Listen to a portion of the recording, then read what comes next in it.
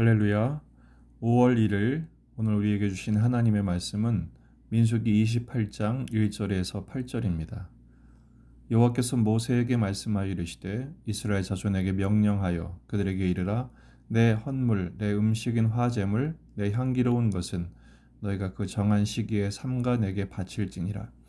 또 그들에게 이르라 너희가 여호와께 드릴 화제는 이러하니 1년 되고 흠없는 순양을 매일 2마리씩 상번제로 드리되 어린 양 한 마리는 아침에 드리고 어린 양 한 마리는 해질 때에 드릴 것이요 또 고운 가루 10분의 1 에바에 빻아낸 기름 4분의 1 흰을 섞어서 소제로 드릴 것이니 이는 시내산에서 정한 상번제로서 여호와께 드리는 향기로운 화제며 또 그 전제는 어린 양 한 마리에 4분의 1 흰을 드리되 거룩한 곳에서 여호와께 독주의 전제를 부어 드릴 것이며 해질 때에는 두 번째 어린 양을 드리되 아침에 드린 소제와 전제와 같이 여호와께 향기로운 화제로 드릴 것이니라.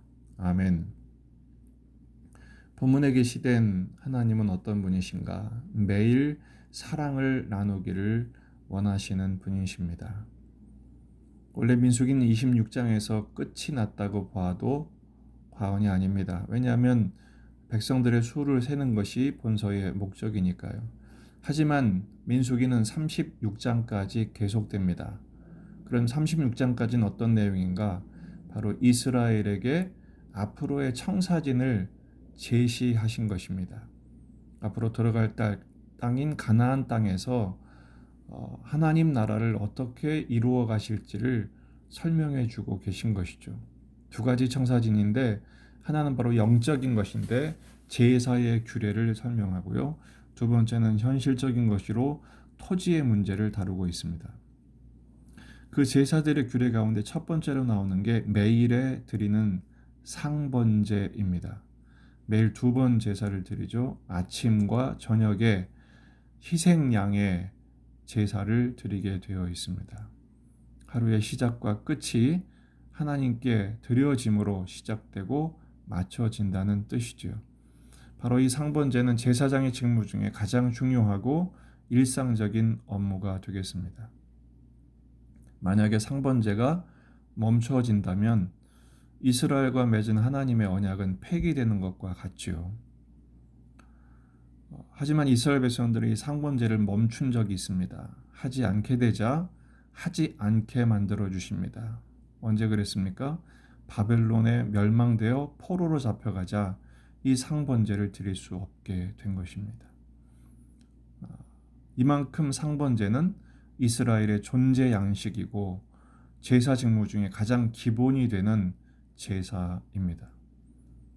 매일 드려야 하는 아침과 저녁에 드려야 하는 이 상번제의 의미는 무엇인가? 첫째는 하루의 시작과 끝을 온전히 주님께 드리자라는 것입니다. 왜 그렇습니까?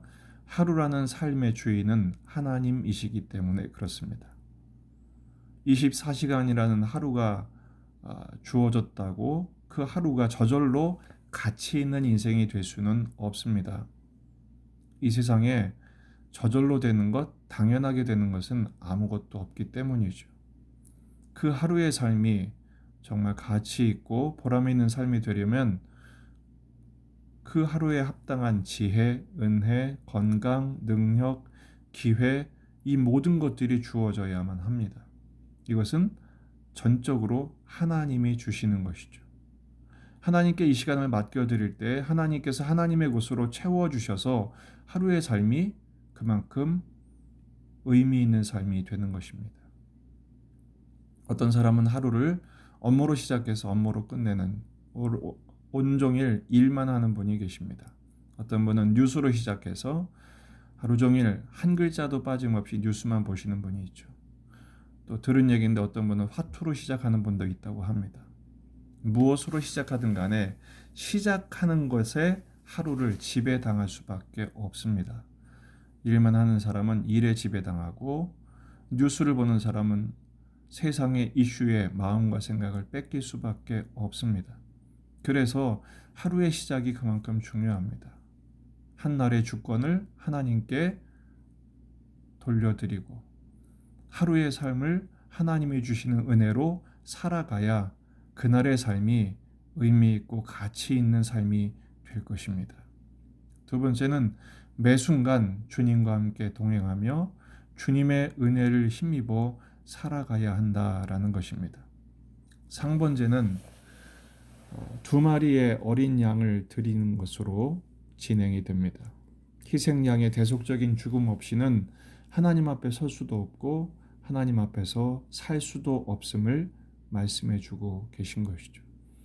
우리에게 매일같이 희생양이 되어주신 예수 그리스도의 그 번제의 대제사장적 죽음 없이는 우리는 하나님의 은혜를 구할 수도 하나님께 나갈 수도 없는 것입니다. 매 순간 십자가를 통과해야 하는 것이죠. 주님이 우리를 위해서 십자가에 죽어주셨지만 우리도 그 주님의 십자가의 죽음에 동참하는 삶이 없으면 주님과 함께 다시 사는 삶의 부활의 능력도 있을 수 없습니다. 갈라디아서 2장 20절입니다. 내가 그리스도와 함께 십자가에 못 박혔나니 그런즉 이제는 내가 사는 것이 아니요 오직 내 안에 그리스도께서 사시는 것이라. 이제 내가 육체 가운데 사는 것은 나를 사랑하사 나를 위하여 자기 자신을 버리신 하나님의 아들을 믿는 믿음 안에서 사는 것이라. 예수님 없이는 우리는 죽은 목숨인 것입니다. 오늘 하루의 삶이 주님이 우리에게 시간을 주셨고 은혜를 주셔서 사는 것이죠. 주님과 함께 죽고 주와 함께 더불어 다시 거듭나는 삶이 반복될 때 우리는 그만큼 성숙하게 되고 성장하게 되며 우리에게 맡기신 직무를 또 삶의 십자가를 지는 일에 승리할 수 있게 되는 것입니다. 주님의 은혜가 아니면 우리는 단 하루도 살 수가 없습니다. 주님의 사랑이 아니면 한순간도 살 이유가 없는 것입니다. 오늘은 제가 참 많이 좋아하는 찬양의 가사를 불러드림으로 말씀을 마치기로 합니다. 그 찬양의 제목은 나는 아무것도 아닙니다 라는 찬양입니다. 나는 아무것도 아닙니다. 주님의 사랑이 없으면. 나는 아무것도 모릅니다. 주님의 지혜가 없으면. 나는 아무것도 아닙니다. 주님의 능력이 없으면. 나는 한순간도 못 삽니다. 주님의 생명이 없으면. 이제 내가 사는 것이 아니요 그리스도 내 안에 사시니 오직 그의 생명이 나의 생명, 나의 모든 날들도 주의 것. 나는 오직 한 분 바랍니다. 나의 아버지, 나의 구원, 나의 주.